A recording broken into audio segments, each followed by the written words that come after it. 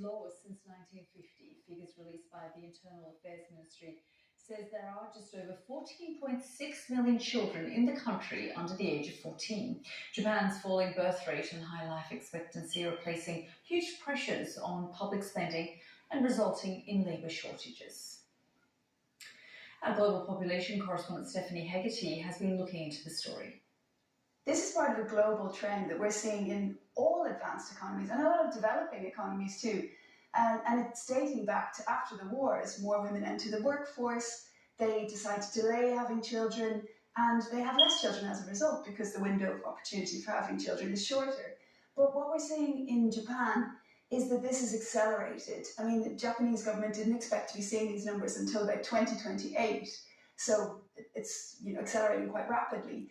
And that's for various reasons. Well, what happens globally is when we have shocks, especially financial shocks, that leads people to take a step back and decide maybe it's not the time to have a child now.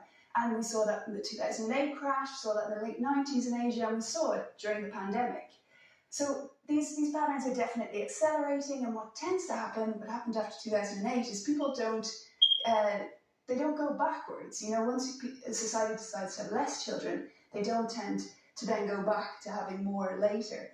I mean, over the years, I sort of can't forget images I'd seen of children sitting at their mother's desks under the desk in the workplace in Japan, because things like childcare are not necessarily readily available. The whole structure and system of the workplace isn't necessarily tailored for a woman to be able to have those support networks. I think there's two dynamics that are playing out, not just in Japan, but in their neighbours, China and South Korea, where you've got these very advanced economies with a lot of women in work. Japan's got one of the highest ratios of women in the workplace, higher than the US, for example. But it's also got really profound gender imbalances in domestic work. So the amount of time, on average, the Japanese father spends doing work at home is 41 minutes a day compared to the US, which is 2.5 hours a day. So this profound gender imbalance seems to be leading a lot of Japanese women to say, I don't want that life. I don't want to have to do everything at home, and I don't want to have to work very hard.